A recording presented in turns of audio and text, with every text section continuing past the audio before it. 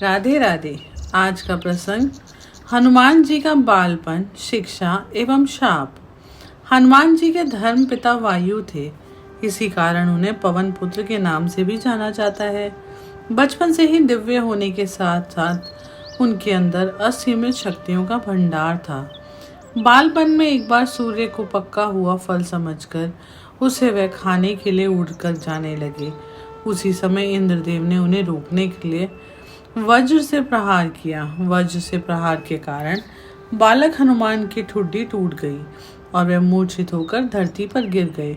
इस घटना से कुपित होकर पवन देव ने संसार भर में वायु के प्रभाव को रोक दिया, जिसके कारण सभी प्राणियों में हाहाकार मच गया। वायुदेव को शांत करने के लिए अंततः इंद्रदेव ने अपने द्वारा किए गए वज्र के प्रभाव को वापस ले लिया। साथ ही साथ अन्य देवताओं ने बालक हनुमान को कई वरदान भी दिए। यद्यपि वज्र के प्रभाव ने हनुमान जी की ठुड्डी पर कभी न मिटने वाला चिन्ह छोड़ दिया।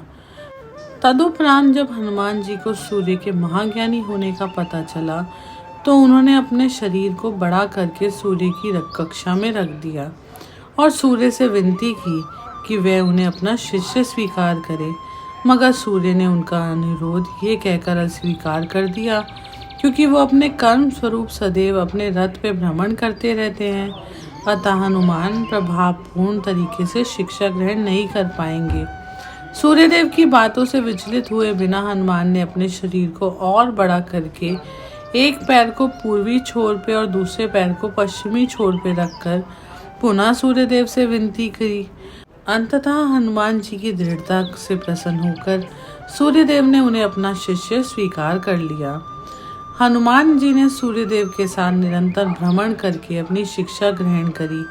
शिक्षा पूर्ण होने के उपरांत हनुमान जी ने सूर्यदेव से गुरु दक्षिणा लेने के लिए आग्रह किया, परंतु सूर्यदेव ने यह कहकर मना कर दिया कि तुम जैसे समर्पित शिष्य को शिक्षा प्रदान करने में जिस आनंद की अनुभूति मुझे हुई है वह किसी गुरु दक्षिणा से कम नहीं है।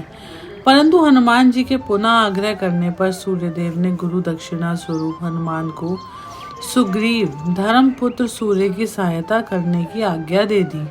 हनुमान जी के इच्छा अनुसार सूर्यदेव का हनुमान जी को शिक्षा देना सूर्यदेव के अनंत, अनादि, नित्य, अविनाशी और कर्म साक्षी होने का वर्णन करता है।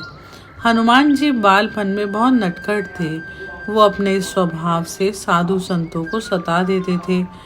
बहुधा वो उनकी पूजा सामग्री आदि कई वस्तुएं छीन झपट लेते थे।